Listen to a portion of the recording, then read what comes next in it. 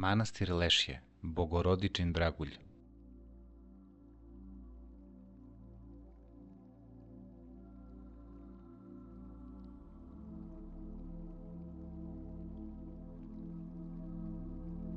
Manastir Lešje smešten na obroncima planine Baba u istoimenom selu oko 10 km jugoistočno od Paraćina.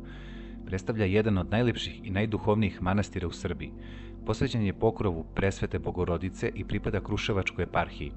Svetinja je svoj naziv dobila verovatno zbog obilja stabala leske u okolini, što ovom mestu daje posebnu prirodnu lepotu.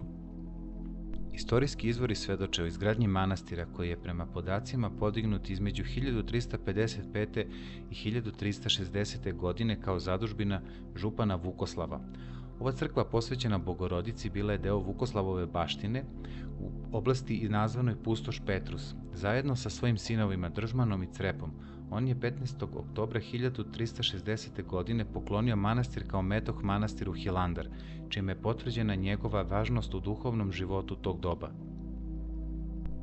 Manastir Lešje se poslednji put pominje u turskom popisu iz 1536. godine. Međutim, u popisu iz 1570. godine već nema njegovog pomena, što ukazuje na moguće probleme i razaranja koja su zadesila ovu svetinju u periodu turske okupacije. Narodno predanje govori da su poslednji kaluđeri manastira Lešje zajedno sa lokalnim hrišćanima mučenički stradali od turskih vojnika. Nakon ovog pokolja manastir je razoren i više nije obnavljan. Po svršetku Prvog svetskog rata, meštanin Živan Marković, koji je bio u zarobljeništvu, zakleo se da će, ako se vrati živ kući, obnoviti manastir. Po povratku u snu mu se ukazala Presveta Bogorodica i pokazala mesto na kojem su bili temelji stare crkve. Na tim temeljima je 1924. godine podignuta mala kamena crkva koja je postojala do 2004. godine, kada je na njenim temeljima izgrađena nova crkva. Arhitektura crkve manastira izgrađena je u trikonhalnom stilu, koji predstavlja jedan od najstarijih i najtradicionalnijih tipova manastirskih crkava na Balkanu. Ovaj stil karakteriše plan crkve koji se sastoji od 3 apside, sa centralnim oltarom i manjim prostorom sa leve i desne strane crkve, predstavljajući oblik krsta. Nova crkva koja je izgrađena 2004. godine na temeljima stare, građena je od sige, prirodnog dekorativnog kamena, što je čini ne samo vizualno atraktivnom, već i izuzetno otpornom na vremenske prilike.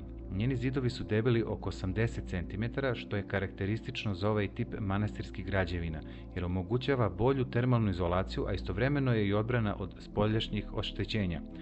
Arhitektura hrama pokazuje uticaj Svete Gore, ali i ruskog, rumunskog i srpskog graditeljskog stila, što mu daje jedinstven izgled. Interijer i duhovne vrednosti unutrašnjosti hrama, iako skromna u poređenju sa nekim velikim manastirima, ima posebnu duhovnu dubinu. Ukrašena je ikonama koje predstavljaju značajne scene iz života Bogorodice, kao iz pravoslavnog živopisa.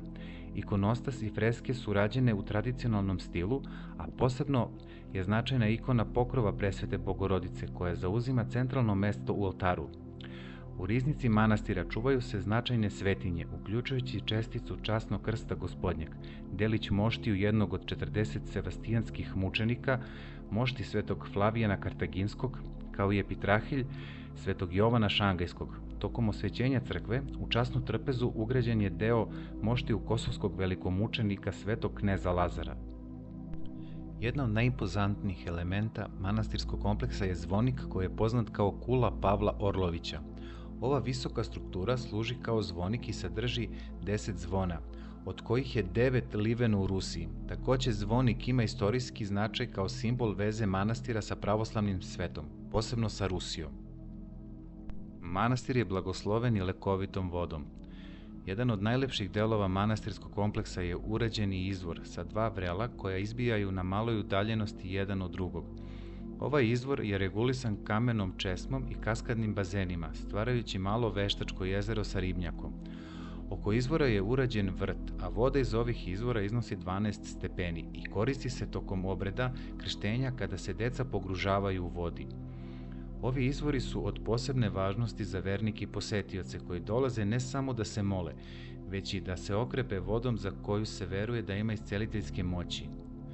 Sama činjenica da su izvori uključeni u manastirski kompleks podsjeća na drevne tradicije u pravoslavlju, kada su manastiri često bili mesto gde su vernici mogli da pronađu duhovnu i fizičku utehu.